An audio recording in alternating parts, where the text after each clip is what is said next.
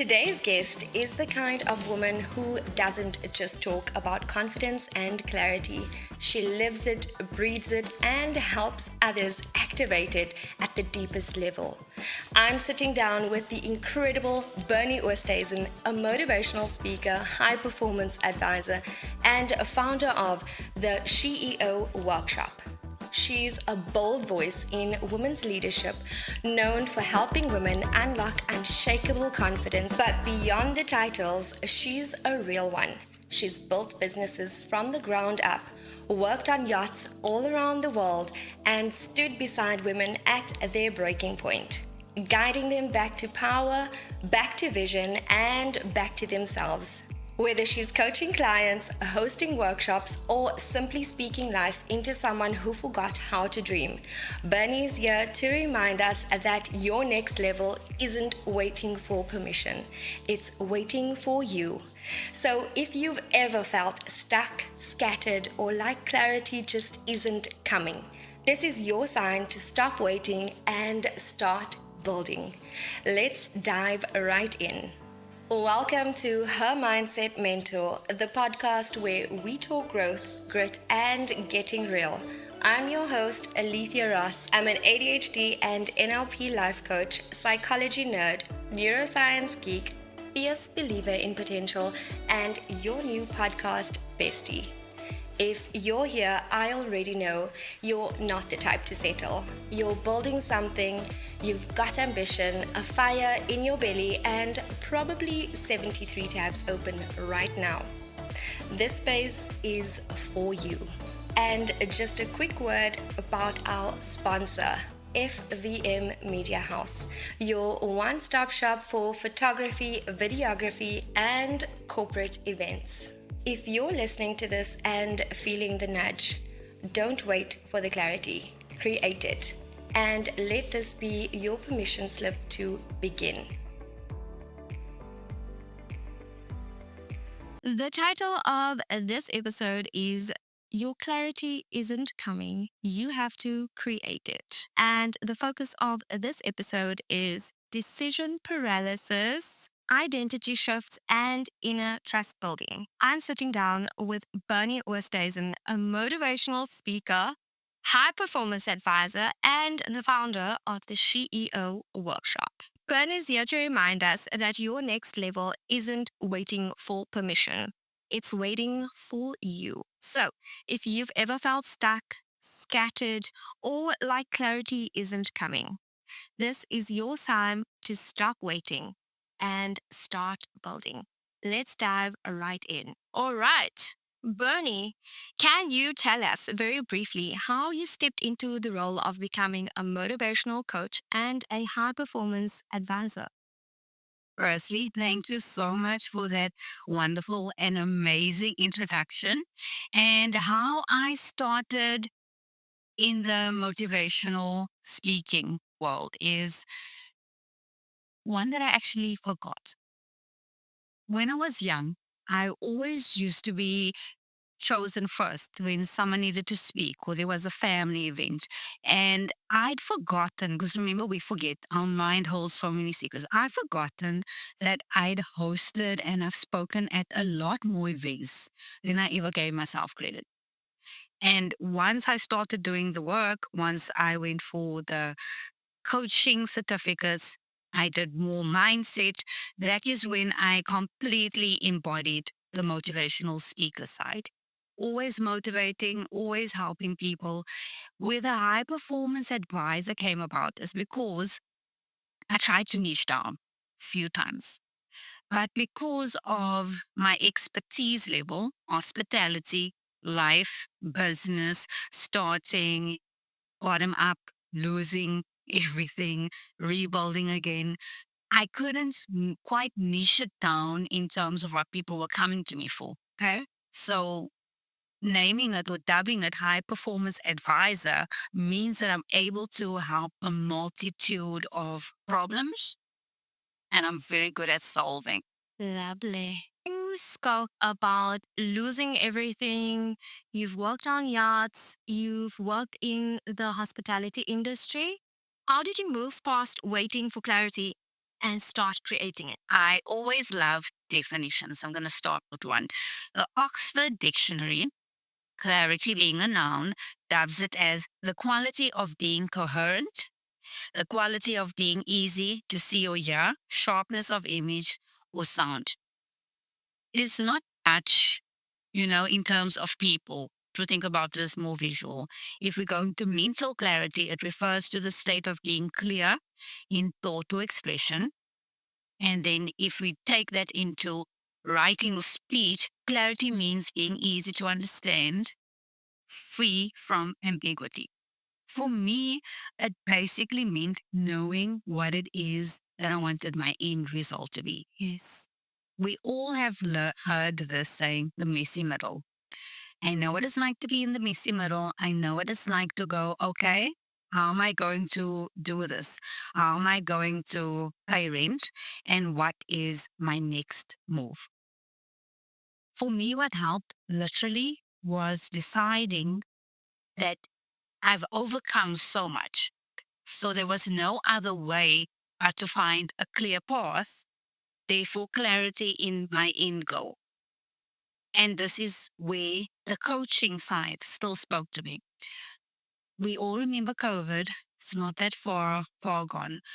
During COVID, I look back because remember you get those memories that not us. And there were days that I was out there just motivating people, helping them to go and do exercises, encouraging them. And that is honestly what kept me going.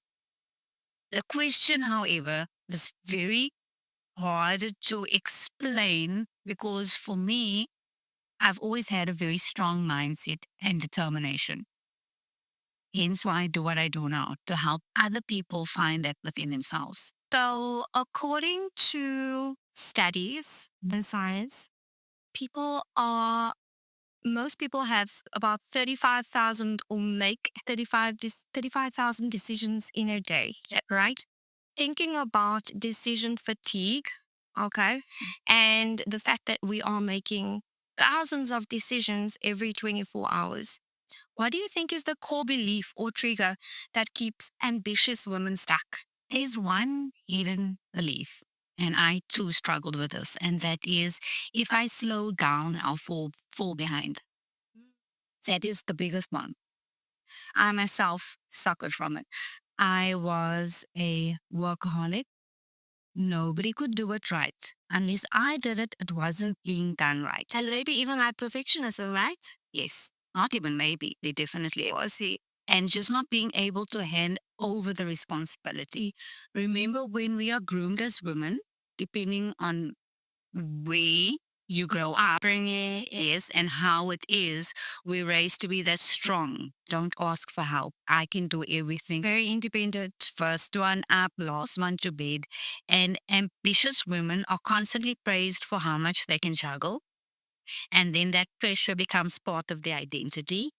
They feel like if they take a breath, everything will fall apart. And I believe that slowing down is not a weakness, it's wisdom. It's in the pause where you hear what's true. It's in the quiet where you remember who you are.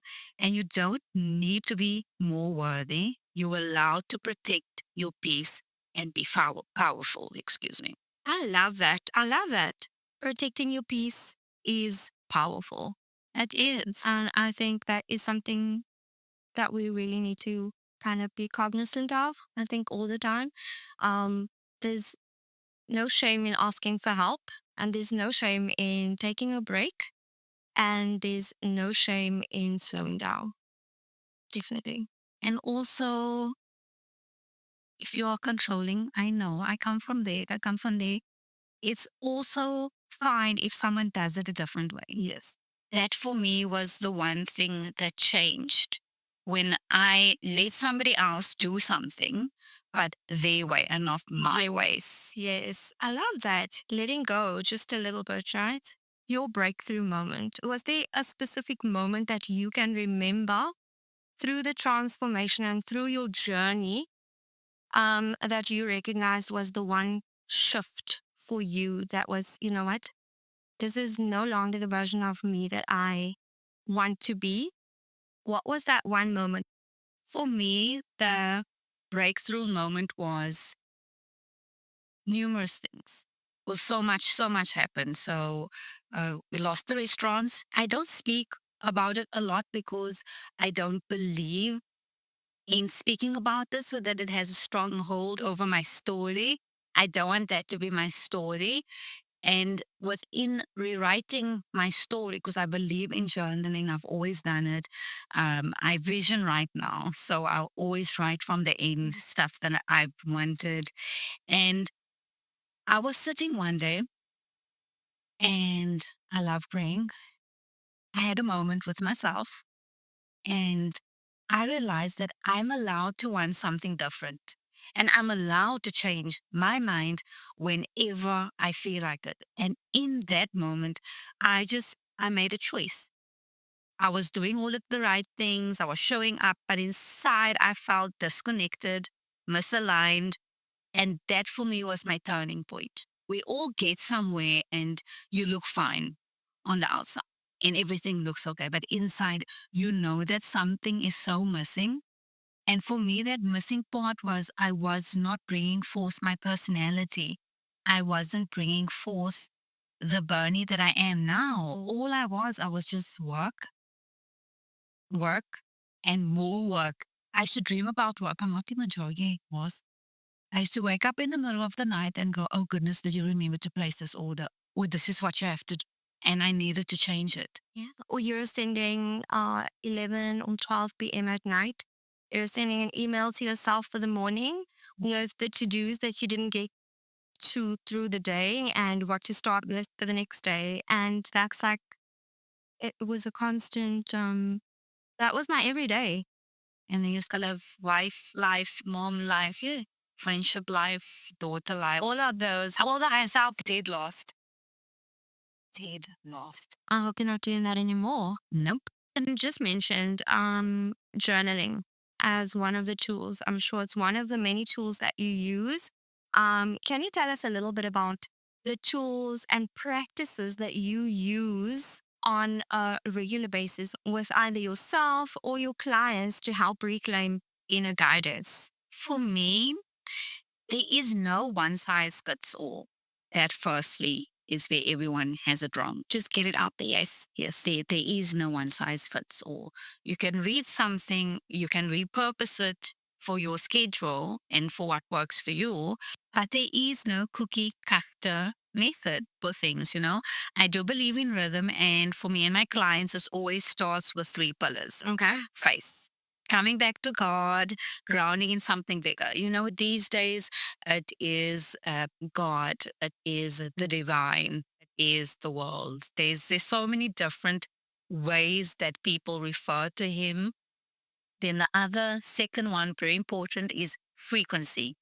Checking in with your energy, your nervous system, and your truth. And then the third one is forward action, making one small decision from that aligned place. Yeah. This for me is clarity. The Oxford one describes it as something very clinical. You can't really touch it, you can't really see it. And this way, you're able to do this. And you're able to reclaim that inner guidance. And you stop asking yourself, what should I do? And instead ask what feels true for me right now. Ooh, I love that. I love that. Can you just sit with that for a minute? I love that. Yes. All right. I love that. I think definitely making something that seems so hard to understand, like a concept such as clarity, and then being able to make it practical and breaking it down into bite size, actionable steps that you can pop over in a DM to your client and say, you know what? Remember these three pillars. Just check where you're at, in terms of your energy and in terms of your to dos. I love that. Amazing. Yeah. Thank you. Mm. Can you share just a quick client example of where identity shift sparked transformative action and the old way of being and the old thinking and limiting beliefs? This client looked perfect on Instagram. She looked like she had everything was perfect. And she kept on saying that I'm meant for more, but I don't know how to get there. Okay. And for me, when you look at the word clarity, it is also a seeing. It's a seeing, it's being seen, it is having a clear vision or idea of what it is, how you want to see yourself. So yourself, right? Yes. I love that. So what we then did is I asked her, but what is your dream day? Oh, yeah. Oh, It sounds simple until you put pen to paper.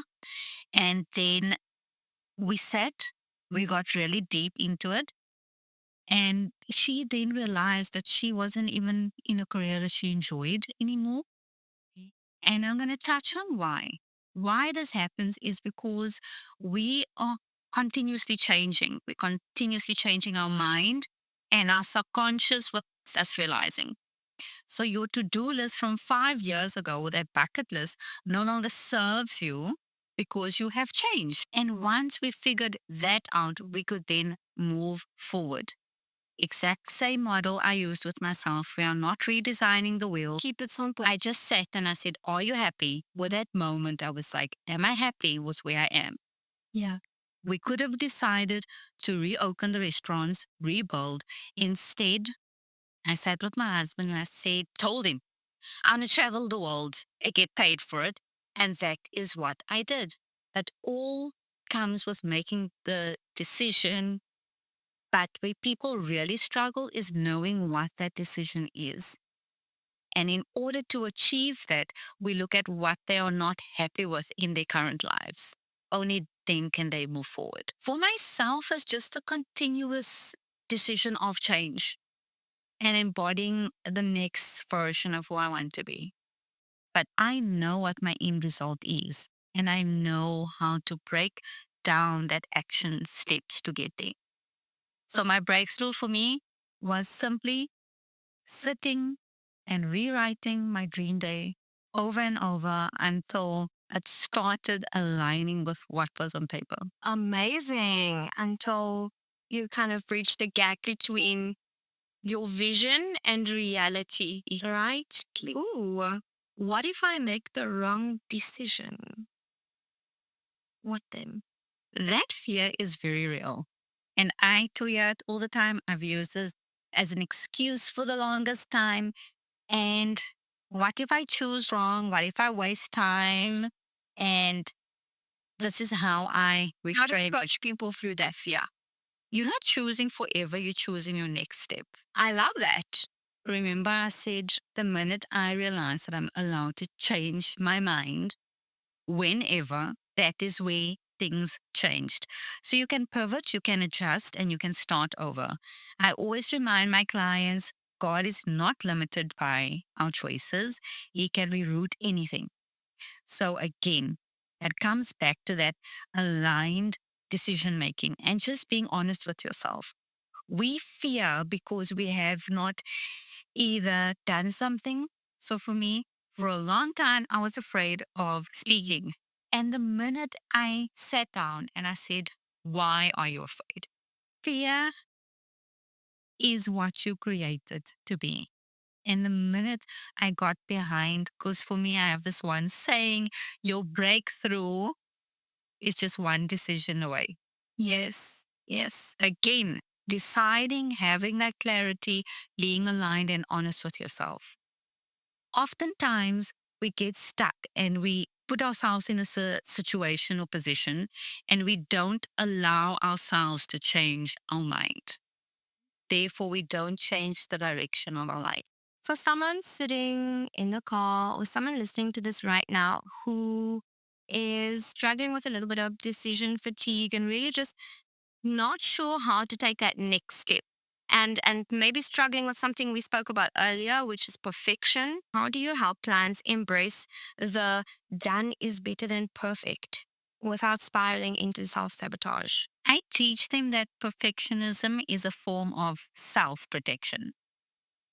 It's how we try to control the outcome so that we don't feel rejection. Ooh, I felt that. deep, deep. I felt that too, and I had to say that again. Can you just say that one again? more time. I teach them that perfectionism is a form of self protection.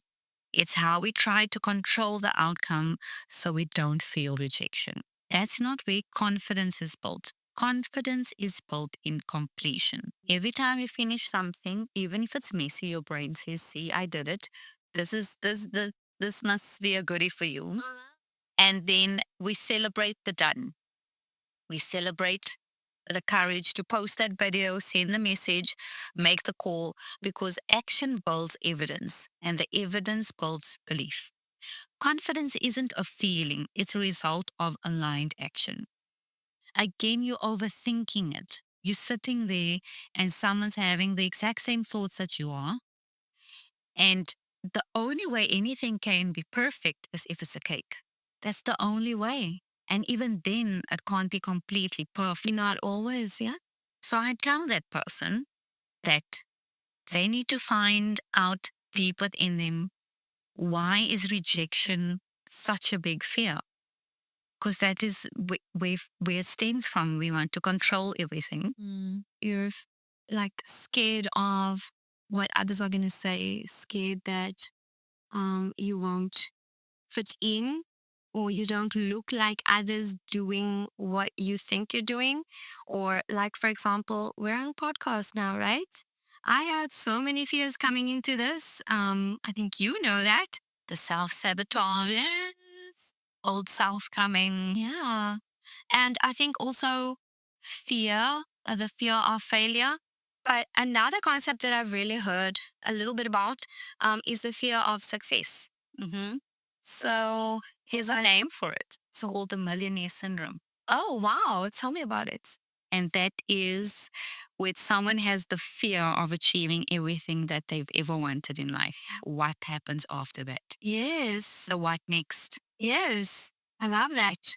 You know, a question I like to ask my clients, especially um, my clients who find themselves stuck in this situation and they're not sure how to make that next move or how to make that next step or how to take that next decision. And something I ask them, and many times it is it stems from the root of fear of failing and being rejected and looking like a fool, or failing and perhaps, for example, sending a newsletter out and nobody opening it, or sending a link and nobody subscribing to it, The spelling mistake. and someone calls you out on that, you know.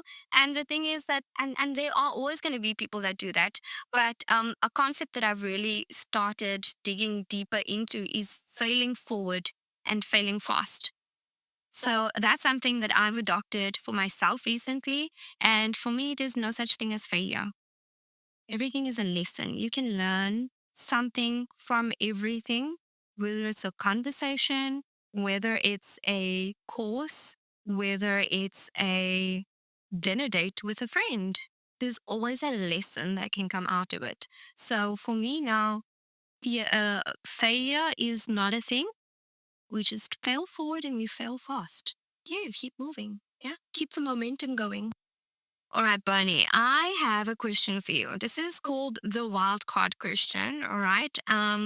If you could go back and speak to the 25-year-old version of yourself, the version who was unsure, maybe playing small, and maybe still performing, what would you say to her? You always, yeah, you know, and I'm a firm believer in manifesting things. Amen. And you go, Sabin's one day going to ask me this question and I'm going to prepare on how to answer it. And then the question gets asked. And then suddenly what you thought you would say is completely different. Yes. I would tell 25-year-old me to learn how to love herself, understand her worth, and just tell her how proud I am. Because at 25, I was so hard on myself. Every single mistake that I made, I nailed myself every single time I did something instead of celebrating it. And like you said, it's not failing, it's the failing forward And failing fast. and failing To listen. and just slow down. Yes. Like I said, with women, we find that we don't want to slow down. I also wish that she completed her studies, but just to love herself. And I wish I could have told her that she's worth so much more. And she did such incredible things. When I look back, I was like, I was busy. I could have taken on the world. Yeah. If I had the knowledge that I know now. So, what's stopping you from taking on the world?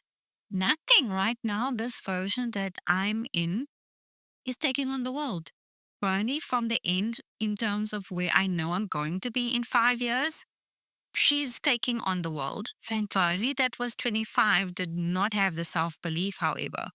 And that's one thing that I aim to change for every single woman, to have that self belief within them. Start there. Yes. I wish I'd met 25-year-old Bernie.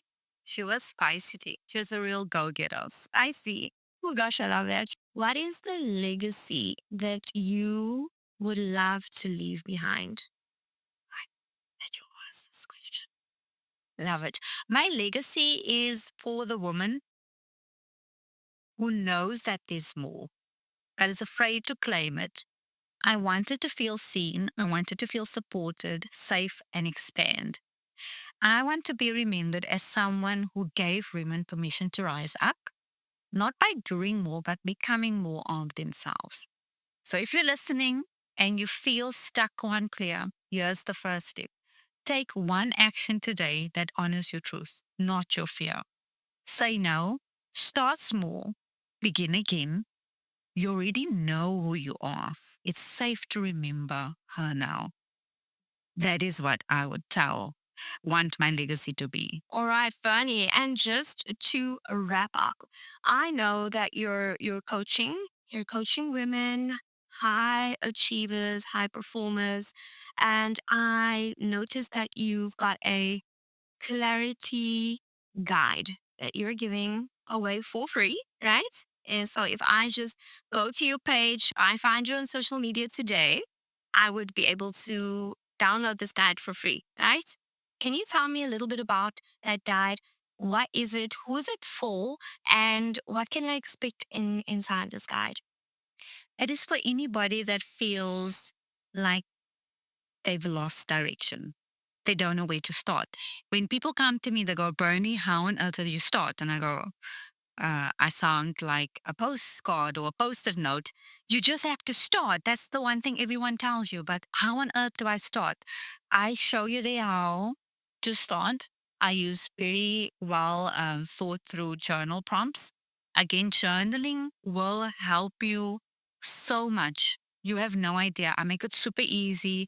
It's a roadmap to discover at least one thing that you have forgotten about yourself. But you have to do the work. And I think also I think there's something magical about the mindfulness during those practices for yourself.